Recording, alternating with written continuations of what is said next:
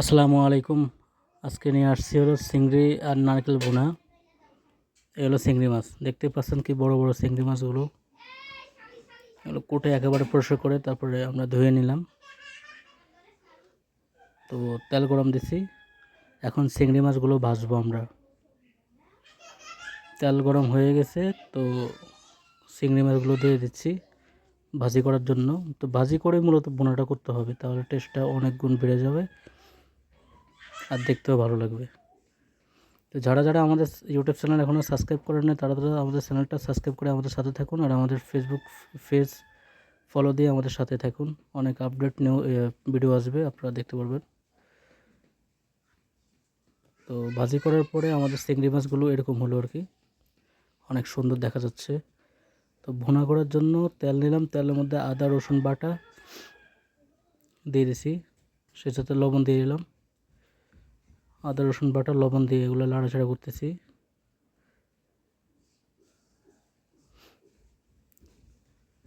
তো গরম করে এগুলো ভালো করে নাড়াচাড়ে আমরা দিয়ে দেবো হচ্ছে নারকেল বাটাগুলো।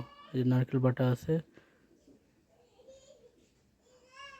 আদা রসুন বাটা জিরা বাটা সাথে নারকেল বাটা দিয়ে ভালো মতো নাড়াচাড়ে মিক্স করে নিচ্ছি। তারপর দিলাম হচ্ছে হলুদের গুঁড়া, মরিচের গুঁড়া। মরিচের গুঁড়া আমরা ঝাল একটু বেশি খাই, সেই কারণে আমরা আরও বেশি দিছি, আপনারা ইচ্ছা মতো দিতে পারবেন। আর মরিচের গুঁড়োটা একটু বেশি দিলে রঙটা একটু ভালো হয়।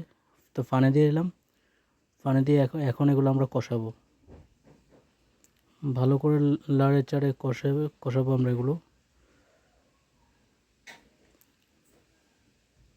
এই যে ঢাকনা দিয়ে দিচ্ছি,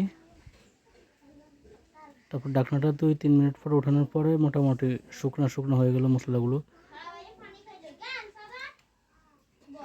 তারপর দিয়েছি পানি, হালকা পানি, যাতে এগুলো এই ঝালটা যেন সিদ্ধ হয় সেই কারণে। তারপর আরও পানি দিয়ে দিলাম ভালো মতো কষানোর জন্য। 2-3 মিনিট পর আবার পানি দিলাম, দিয়ে মাছগুলো দিয়ে দিচ্ছি।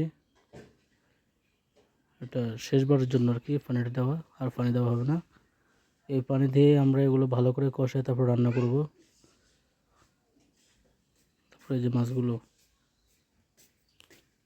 ভালো করে নাড়াচাড়ে এগুলো ময় মশলা দিয়ে সুন্দর মতো ডেকে দেব। ডেকে দেওয়ার পরে 3 মিনিট পরে আবার আমরা চলে আসছি। মোটামুটি ওগুলো উতরে গেছে, হিট হয়ে গেছে, উতরাচ্ছে। লাড়ে ছেড়ে দিচ্ছি যাতে মশলাগুলো সুন্দর মতো মাছের ভিতরে ঢুকে। তারপর আবার চলে আসলাম 2 মিনিট পর। পানিগুলো মোটামুটি একটু শুকিয়ে শুকিয়ে আসছে, এই অবস্থা। কালার অনেক সুন্দর একটা কালার চলে আসছে। তারপরে 10 মিনিট রাখার পরে রান্না হয়ে গেছে মোটামুটি। দেখতে পাচ্ছেন কি সুন্দর ভুনা ভুনা, একেবারে ঝাল ঝাল, দেখতে অনেক সুন্দর, কালারগুলো সেরকম আসছে। এই যে মাছ খাইতে অনেক মজা, এই যে আমার মেয়ে খাচ্ছে। তা কীরকম হয়েছে? মজা হয়েছে। মজা হয়েছে? হ্যাঁ। আচ্ছা ঠিক আছে। তো আমাদের ভিডিওগুলো ভালো লাগলে লাইক দিয়ে দেবেন।